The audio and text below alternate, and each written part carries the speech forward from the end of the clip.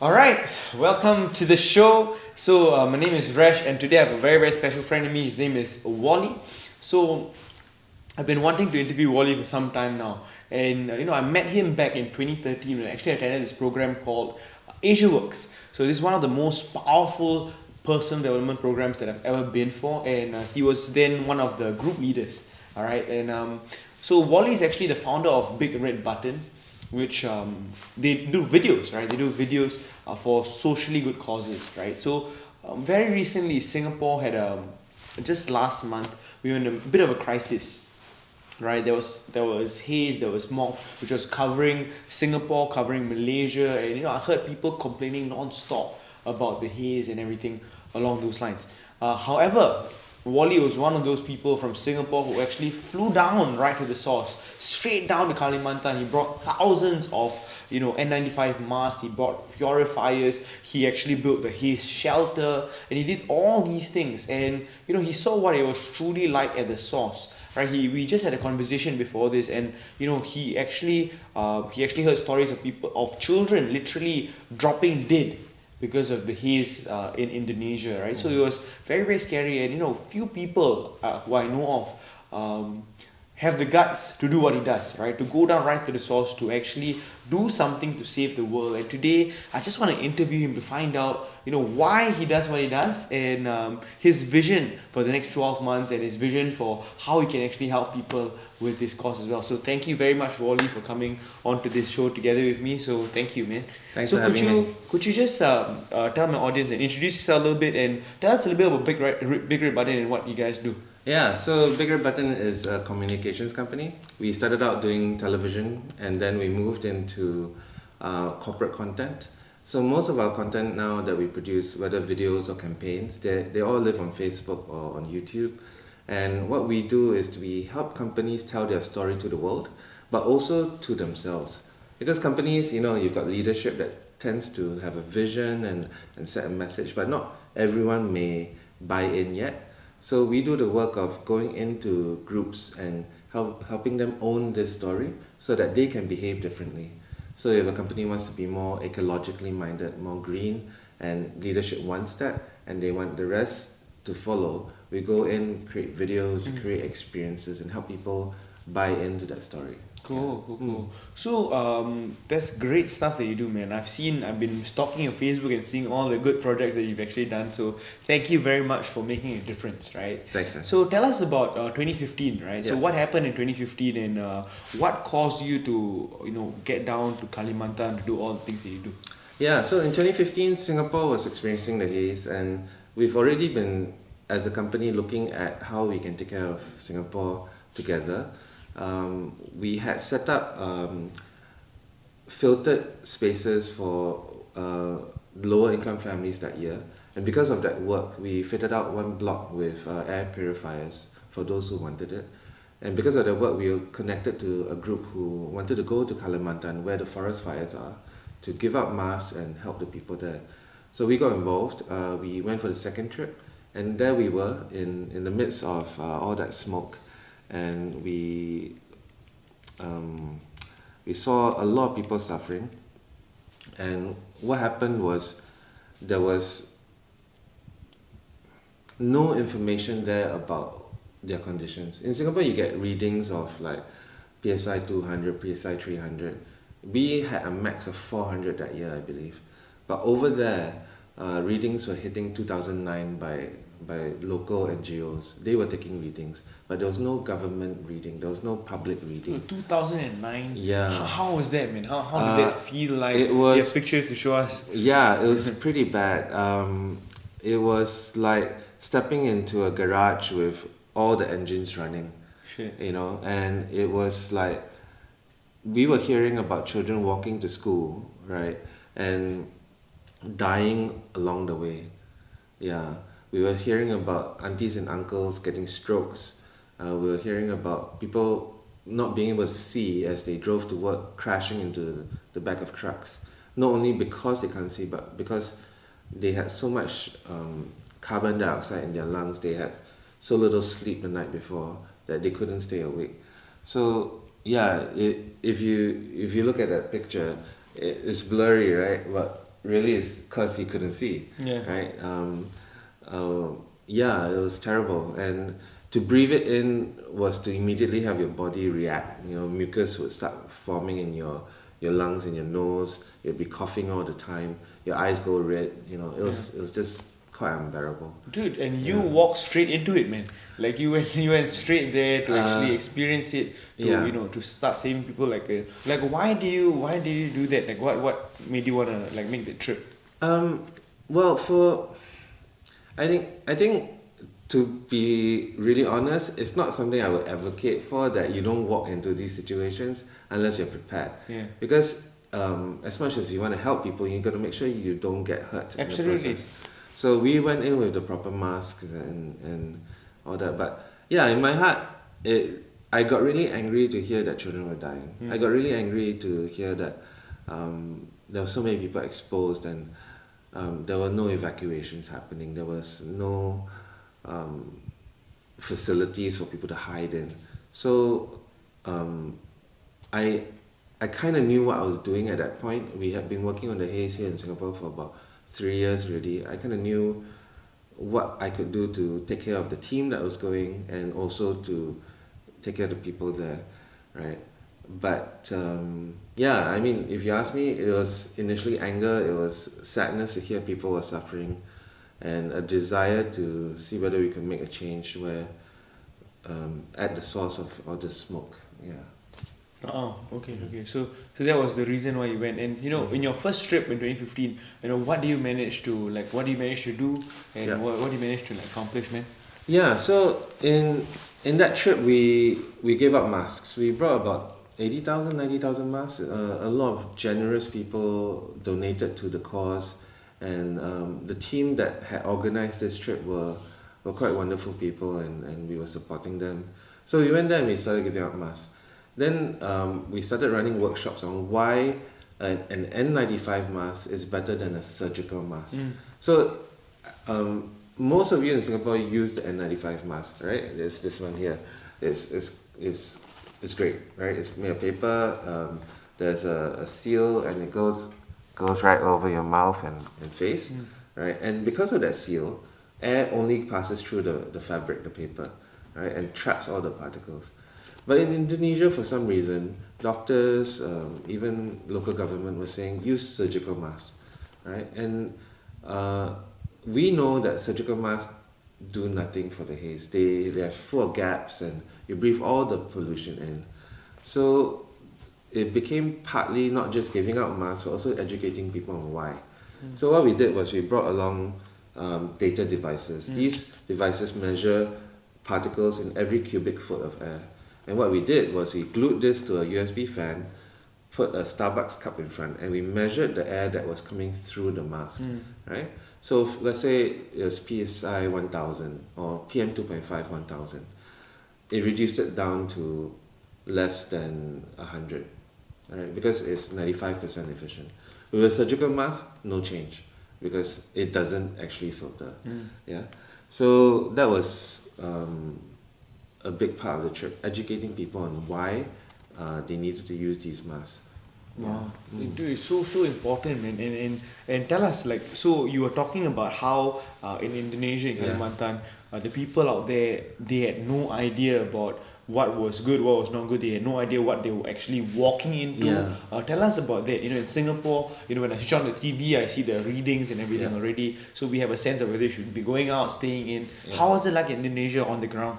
Yeah, so this was the question we were asking everyone. Do you know what is PM 2.5? And what we did was we would hold lectures, and the thing is, no one had a concept of PM 2.5 because there was no public education, and there were no readings given out by government, and the only readings were coming from people with their own data devices, but it wasn't widespread. So can you imagine walking through a PSI, say, 3000 situation, 2009 situation, and not knowing, right? And not knowing to hide or to run to a place with filters. It is far worse than smoking like 10 cigarettes at a time. It was a terrible situation. So what does that do to your body? Well, what happened with children, because they're very vulnerable, is they go into shock, right? So within 24 hours, in a number of cases, children would collapse, their body goes into shock, their body tries to expel by having diarrhea, and then they die. Yeah, so I reckon it was like a toxic shock kind of thing, but there wasn't enough doctors around to assess what was going on here. Yeah, so yeah, if you have asthma, it's terrible for you. But you see, the real question is, what is PM 2.5? PM 2.5 means 2.5 micron particles. 2.5 microns is 1/30th, 1/40th the width of your human hair. You can't see it. You can't even smell it really. What you smell tends to be the larger PM10 particles or more. Yeah, so you could be walking into like a space that looks okay, but actually with a very high PM 2.5 reading. So that's why all these data devices, all these monitors are really important. They can tell you what is going on. Yeah, so like today in Singapore, we probably have a PM 50, and indoors here, because we have filters, is less than 10. Right? And the World Health Organization says you want to stay within the 10 to 0 range on a daily basis. Yeah, because all this infiltrates your lungs into your bloodstream and travels around your body. So all these things may have immediate effects like coughing and all that. For children, it's maybe more dramatic, but a lot of these particles will accumulate in your body, and the effects are 5-10 years down the road. Cool. So tell us about so I hear that you actually went to Kalimantan again this year. Yeah. Right. Just a couple of you just came back recently, Yeah. right? And you started building this thing called your haze shelters. Yes. Right. So tell us about the process, and tell us about the process of building this entire haze shelter. Yeah. How do you go about doing it, and what exactly is a haze shelter? Yeah, so a haze shelter is basically like trying to create that N95 mask around your face, but now for a whole room, right? So the principle is you want to control the airflow to only go through filtered membranes. So we'll take a room, and then we will, let's get to one of the images here.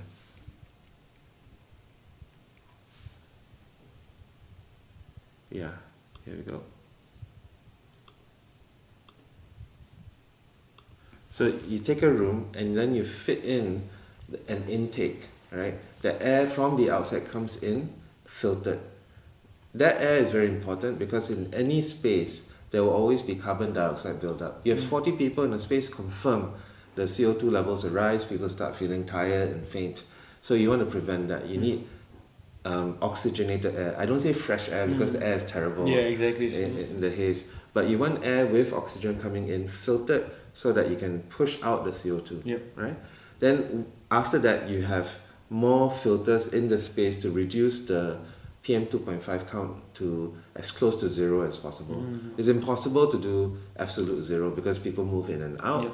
And that's why we also have something like a dust gate. If you go cold storage, before you walk into the fridge, there's this big plastic curtain. Yeah, so that's what we install over the doors. Okay. So when people come, the wind doesn't, bring in a whole lot of pollution. It stops at the gate, and then they come in without bringing too much in. So that's the idea behind a haze shelter. It's really a space to hide when you can't wear a mask for more than 8 hours, right? So when you wear a mask for more than 8 hours, your blood gets too much CO2 and you get tired. You can't sleep with a mask either. So what happens in the next 16 hours? So we created these spaces so that you can go in, rest, breathe normally, and hide from the haze. Yeah. Wow. Dude, so are you like a trained engineer? Like how do you actually devise this entire plan to create a haze shelter and all that logistics and physics involved, I assume? Yeah, so I'm not an engineer, my dad's an engineer. So from young he would make me tinker with stuff. So I have a very simple sense of systems, right? But I knew what I didn't have. So I knew I wanted a haze shelter, but I don't have engineering training. So I went to talk to people. I reached out in my networks to find people who knew about creating like air-conditioned spaces, about cleaning kitchens, in terms of the air. So I just got really curious, which is actually my job. When I make documentaries, I have to be a very quick study on new subjects. So I did that, and I met all these very interesting people. Some of them taught me a lot. Some of them were pushing ideas that didn't really work. So it was a long journey. It was 2 years of R&D, spending my own money, experimenting myself. And then after 2 years, we built our first shelter in 2017. Yeah.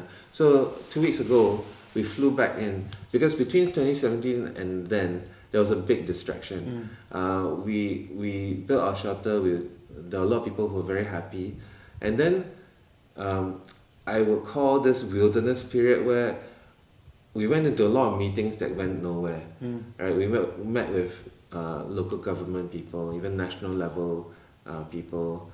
We met with NGOs, all of them talking about what would happen if the haze come back. So there were a lot of people who were saying, "Oh no, we will fight the fires. There'll be no more fires," right? And I said, you can hope to fight the fires, but you can't hope to not have zero fires, right? So you must have some spaces ready.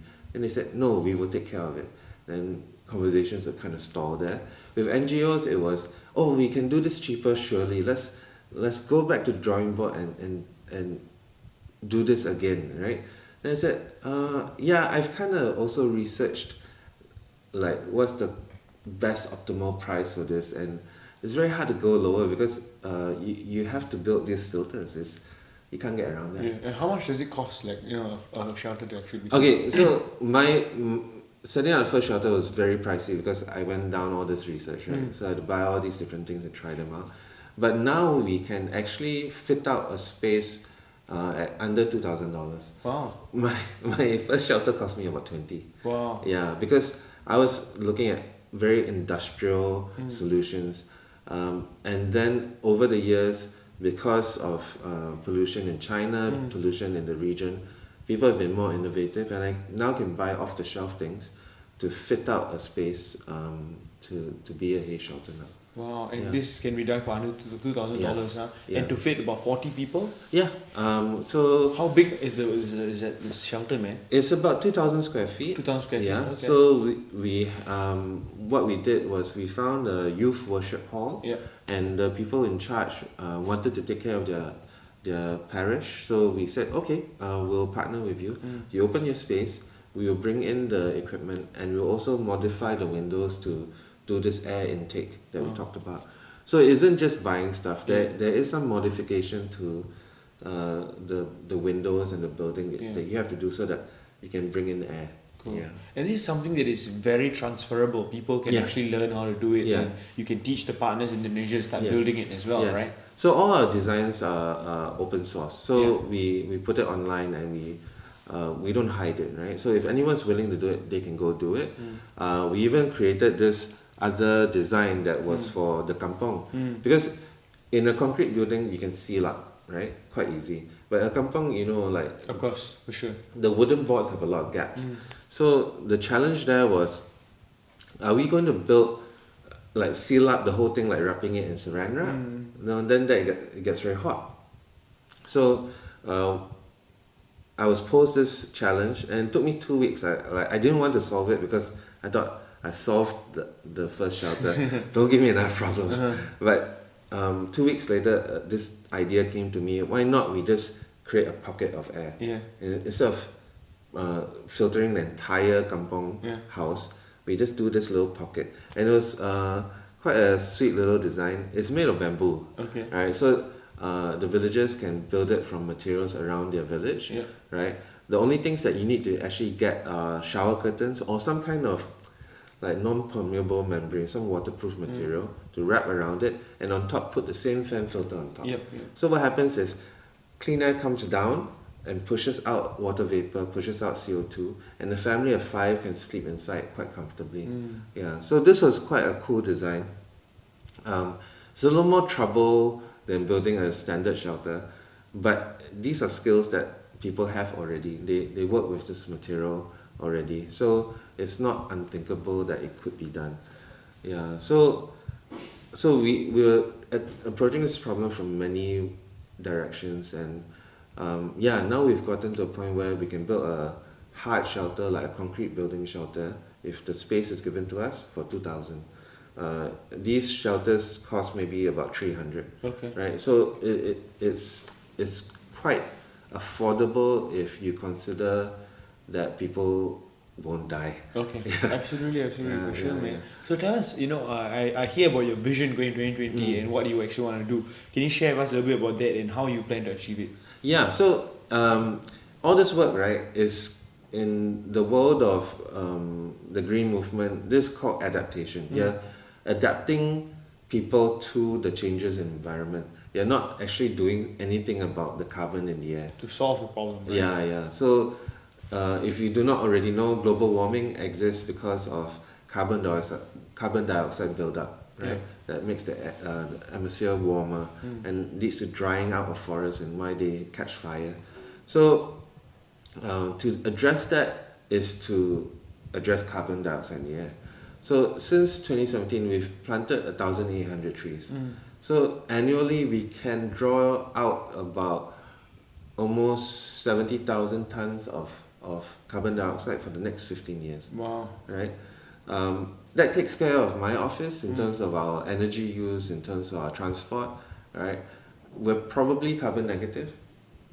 But am I satisfied? No, because I want the world to get better, right? And it will take all of us to plant more trees and do more. So the vision is to plant 100,000 trees in 2020. How do you go about planting a tree, man? Pardon my ignorance, but like how do you start by planting a first tree to 1,800 trees? How does one do that? Yeah, so we work with local partners. Okay. What you need is land, of course. Okay. Either you find land that no one wants to grow on, which makes planting trees already tough, Okay. or you find someone with land who doesn't want to do something else with it, right? So we partnered with local landowners who wanted to do timber, right? This is in Indonesia? In Kalimantan, in Kalimantan, Palangkaraya. So the idea here is a tree captures carbon until it matures. Yeah.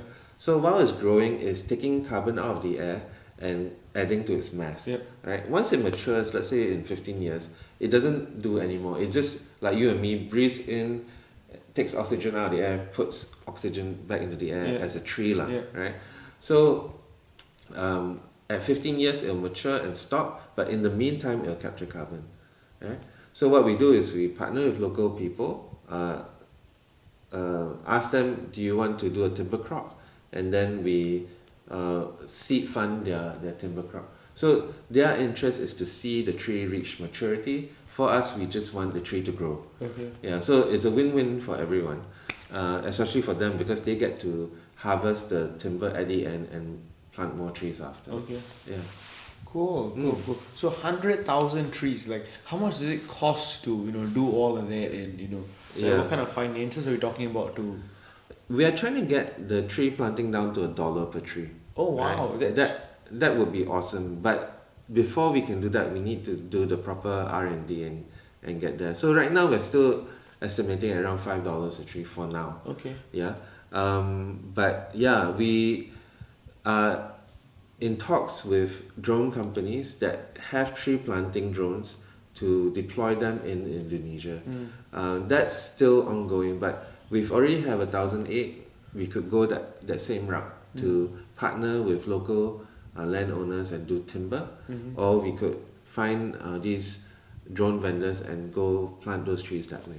Cool. Yeah. What do you know? Just now I heard something very, very interesting from you. Like when you talk about when you take a flight from Singapore to New York and how much carbon that actually puts out. Like tell us a little bit about that. Yeah. So everyone puts out carbon, whether you like it or not. When you turn on the lights, when you take a bus or a train, even when you drive a car. But let's say if you like to travel, when you fly from Singapore to New York, you put out about 3 to 6 tons of carbon for the round trip. Wow. Yeah. So that's quite high. I think a person who just drives a car in Singapore may put out about that same amount. So one trip to New York is actually quite a lot of carbon, or driving all year round is about 3 to 6 tons. Yeah. And then there are ways in which we can actually reduce that carbon as well, right? So what are some ways we can do that? Planting trees, sure, but what else? So planting trees is about capturing. Yeah. Reducing your carbon footprint is about just being very aware of what actions lead to fossil fuel use. So again, when you turn on the lights, when you use aircon, do you know how much energy you use? So in my office, we actually have an energy monitor. So you clip it to the switchboard, right, the power board, and you can tell at a given time how much energy the office uses. So for us, with all our aircons on and our computers on, we hit about 4,000 kilowatts per hour. So that's about, in dollars, we spend about maybe $1 an hour on electricity, right? But that doesn't tell me how much carbon I put out, you see. So every kilowatt hour will lead to a certain amount of carbon. Yeah, so we calculate all that, and we've determined that at 1,800 trees we can be carbon negative. Yeah. Wow. Yeah, Okay, cool. So so again, for my friends out there watching, some simple ways you can do it is to be more aware of how much energy you're consuming, and like what Wally does, right? It's an energy meter. Energy meter, Yeah, right? yeah. Okay, that's cool. I've never exactly seen an energy meter before, actually. Yeah. So I think this whole journey has been about how data can change the way you behave. Okay. Right. So you have a story about what's going on, you can actually react to it. Right. Instead of being very unconscious, now I have a story that goes, every time my office is open on a weekday, I use 4 kilowatts per hour. One day I use times 8 lah. Yeah. You know, so like that's a lot of energy to be putting out, and therefore carbon. Yeah. So having data devices, having ways to measure, right, changes the way you behave, because suddenly you're aware. Yeah. So yeah, I guess that's what you do in your coaching around finance, right? Everything. Yeah. Once people become aware of their money, they can change the way they have a relationship. Absolutely. So true as well. And dude, one more thing. So tell us, right? So you actually have you're raising funds, right, for Sayang Kalimantan. Yeah. Tell us about that, and what do you plan to use the funds to actually do, and all of that stuff. Yeah. So we set up our second shelter already. It cost us about $5,000, including all our travel and going there to set it up. So we're hoping the funds raised will help us recover some of that, but also bring in supplies for the next haze that happens next year, and also help us open more shelters. Yeah. So it's an ongoing work, meeting people with spaces, getting permissions and all that. Some of that money we also want to go into the beginnings of our tree planting work. So that's our goal next year, to do both things, to take care of people and capture carbon.